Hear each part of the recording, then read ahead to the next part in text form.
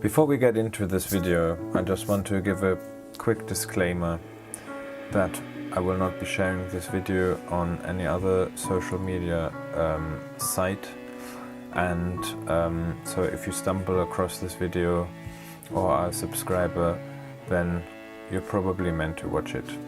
Today it's my father's birthday. He would have turned 69 years today, but in just another few weeks it will mark the 5th year of him gone.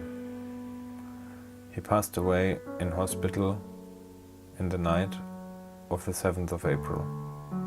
On these days I am always reminded of my faults and arrogance that used to be my lifestyle.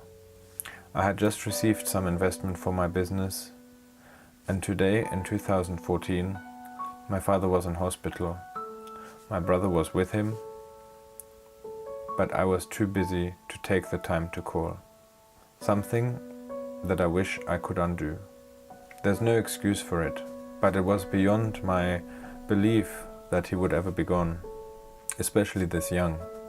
I believed that he had survived so many surgeries previously that he would survive this. My father was a very strong personality, and within a very short period of time he achieved greatness. He founded his company when I was just 2 years old, and within just 10 years he turned his company into a global player in document management software with more than 1,000 employees around the globe. Truth is though that this success came with a huge sacrifice.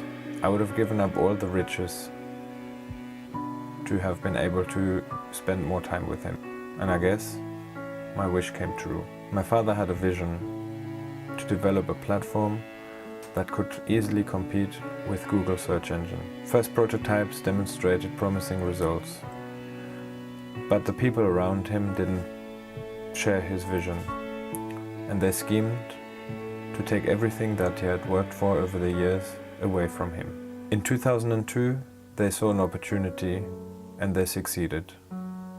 From one day to the next, everything was gone.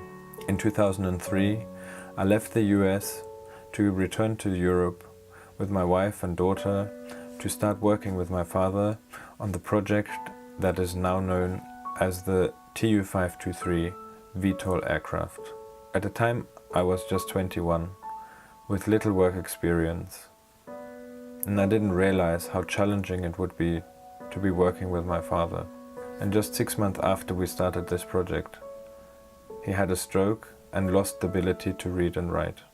He always was a very choleric person, but it was a very frustrating situation for him, and all of a sudden there was an even bigger responsibility sitting on my shoulders. I will never forget what he told me though. He said, in the event that we don't make it, I would have the tools to be successful in something else. And at the time I would have not recommended anyone to be working with their parents. But truth is, my father is the greatest mentor that I've ever had. And it amazes me thinking about the brilliance of his mind. It is always easy to look back and say we could have done this different, or we should have done this instead. I trusted my father 100%. He was my hero, and I was excited to succeed in our greatest achievement, to distribute our technology around the globe together. And we got so very close, working with the government in Bolivia. Losing him just a few years later set me in a lost and depressive state beyond belief. At this time, not only did I lose my father, but it looked like everything that we had worked for was slipping through my fingers. I felt empty and without hope. I felt angry with my father. I felt angry with my family, who said I told you so. I felt angry with those who did us wrong, and I felt angry with myself. Now, 5 years on, I am not the same person I was then. I have changed, I have grown, and I have evolved. I have made peace. I had to train my mind, especially around this time, to doubt my doubts. I say that again. Especially around this time, I have to train my mind to doubt my doubts. It has been an essential tool for me to make peace. But especially at this present moment in time, we're going through a situation and circumstances that you could say is the most challenging that we have gone through for years. But it is easy to push the blame and think about what we could have and should have done differently.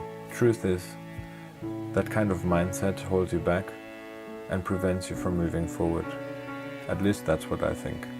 Instead, I want to look on the positive side of things and realize that I have the opportunity to impact my children's life by being able to spend time with them, tell them that I love them, and support my wife in all the ways that I am able.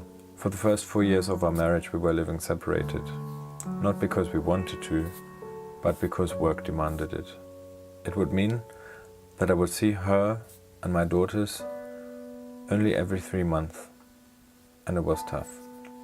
I guess what I'm trying to say here is that we need to cherish every moment that we have together and make happy memories. And despite our current situation, I'm happier now than I ever was. I believe that my persistence in the vision that I carry will harvest its fruits to benefit generations to come in honor of God and my Father. I hope sharing this has been of benefit to you in one way or another, and it has been encouraging. If it did, please give it a thumbs up. Also, please feel free to share this message, and if you would like, please also subscribe. Thank you for watching.